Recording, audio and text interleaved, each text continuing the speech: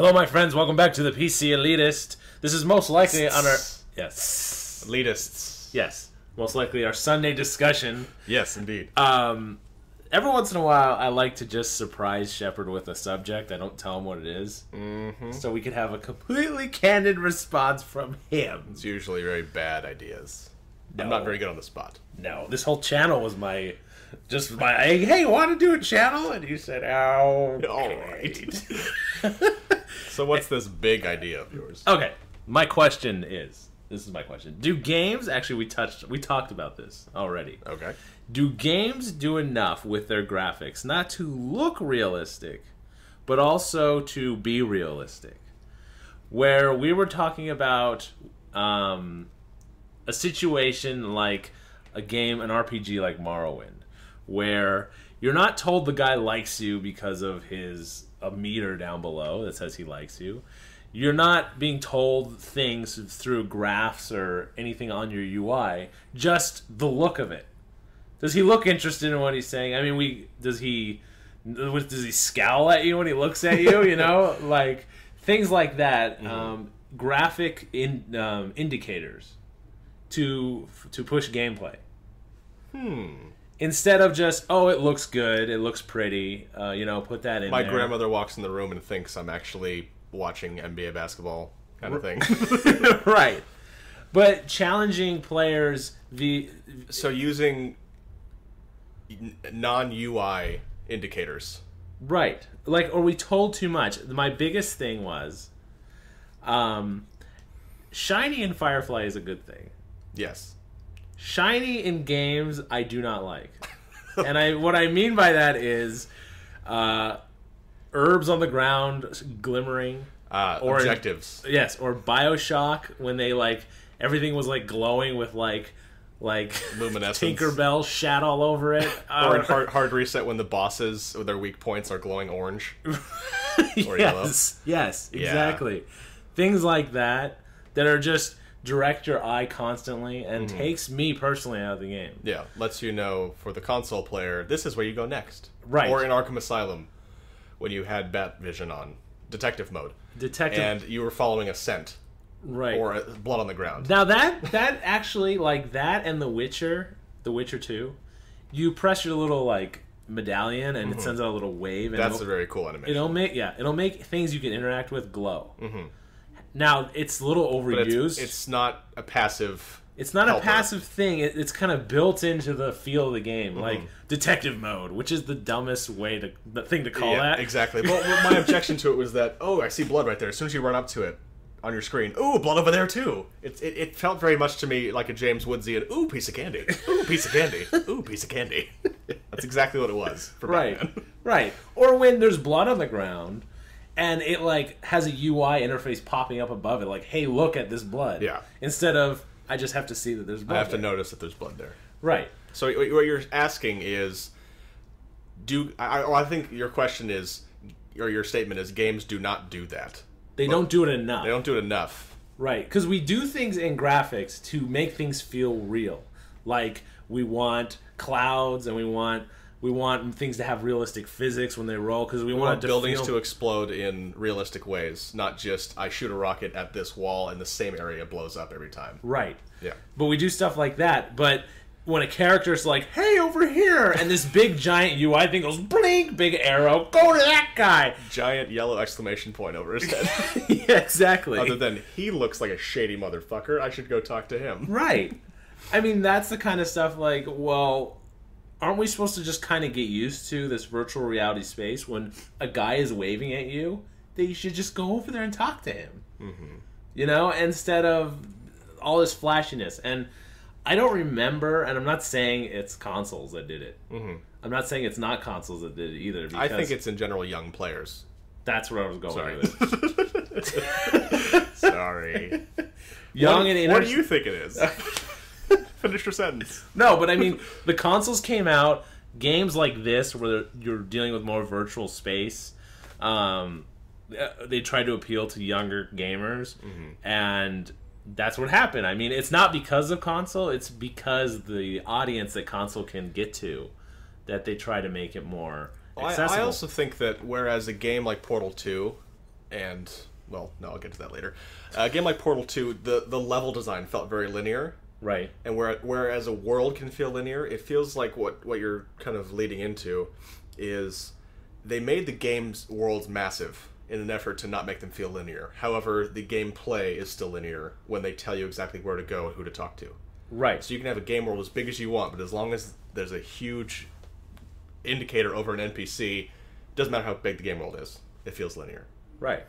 So, I mean, it's trickery. I mean, there's didn't work. I feel like that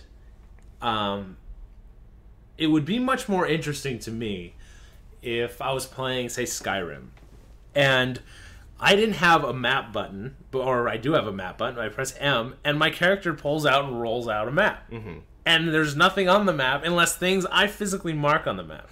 It's like a bad drawing of town. Yeah. Well, no, things like you put a virtual pin in the map and you can name it. Like it has a little flag hanging off. Yeah. And I can write in what it is. And maybe not everything is just told to you. Like, isn't that more virtual reality? It's like, I found a cave. Weird cave, had a goblin in it. Yeah, or like in Kingdoms of Amalur, where you've discovered a town, you pull up your map, and then you hover over that town with your cursor, and it tells you which vendors are there. Right. That's something you should have to remember. For example, I think so. If I want to know where that blacksmith was, and there's not a blacksmith in every town, even though there would be, or if there's a particular gem vendor, you shouldn't just say, "Oh, where was he? Look for gem vendor." You have to remember, where was this guy? That, in a sense, yes. I mean, games like Diablo 3, the Diablo series, obviously every series is different. Kingdoms of Amalur was more about getting you in and out into the action as much as possible. Yeah, it's a simplified RPG, but yeah. So, but when I sit down in a game like Skyrim and The Witcher, I think it'd be much more. And The Witcher did this a lot, where it didn't tell you things. Mm-hmm. It didn't explain to you. I'll give a quick anecdote.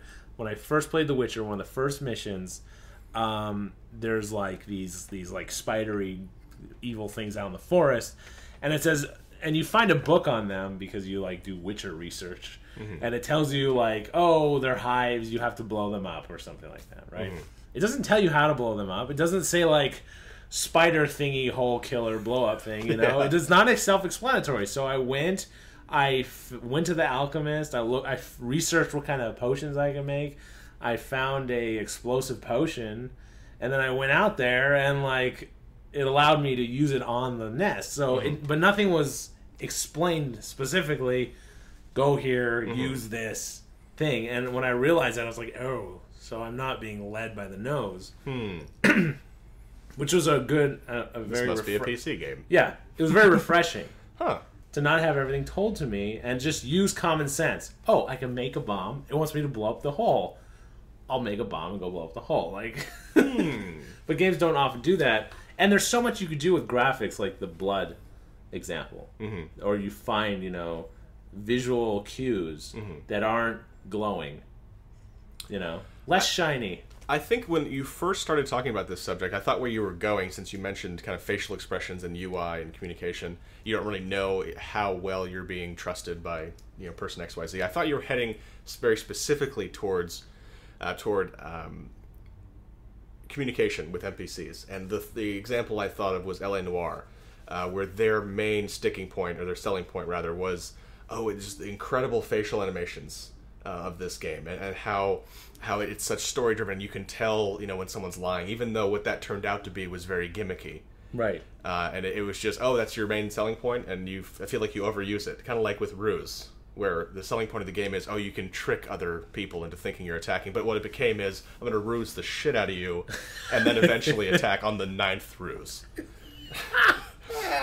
So I thought you were heading in that direction, but just more generally, but that's part of it too. Exactly. But I think that more generally, one of the examples that comes to mind for me is that Secret World article from PC Gamer a couple months ago, where the author had played the demo, and he was talking about, in addition to the main quest, the story quest, the side quest, etc., you can also do investigations.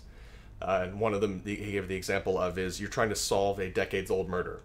And the prompt you get is, like, here's this old murder, find more information. Right. And that's it. And you have to think to yourself, how am I going to get more information? And, how do I even learn about this case? Right. And what he basically figured out is, maybe I should go to City Hall and find some old records about previous crimes. but he wasn't told that at all. Right. And then he had to kind of use contextual clues from someone he saw at City Hall about where to go next. So there was no UI or no hinting at all. He just had to think, if I wanted to find out about something that happened here 20 years ago, where should I go? Right. I think that games would open up exponentially if you take out, for example, or just, for starters, a lot of the UI, because UI is a great way to take you out of a game. Right. If you pack it. There's, I think, 100 things we could come up with. Yeah. About like just being more virtual reality-ish, like you're in a real world. But me specifically to this video was graphically. What can you do visually?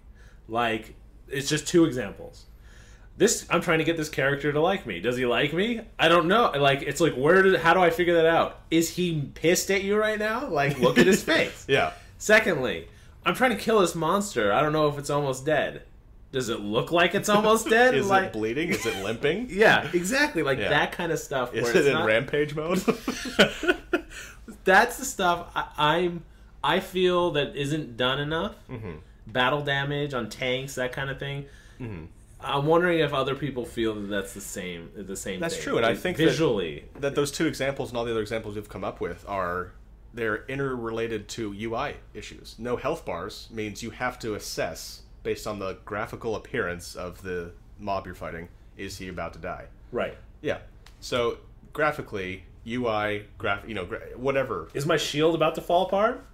I don't know. Is it? Look at it. What? I'm blanking on the guy. I think it might be. Is it Skyrim where the shield deteriorates as you get hit? I can't remember now. I'm drawing a blank, but there are some games that do that. Yes, there are some, and they do it here and there, and it's usually like a gimmicky thing. Like, you can really shoot your weapons, but then they don't do it anywhere else. Like, I think as a rule, it'd be better reduce the. If every game just decided tomorrow we're never going to make anything glow ever again, I would just be so happy. I'm anti-shiny movement. Nice. Anyway, everyone, do you feel Answer the question. Answer the question. Anyway, that's my thoughts on the issue. My name is Woodsie. My name is Shepard. We are the PC Elitists, signing out.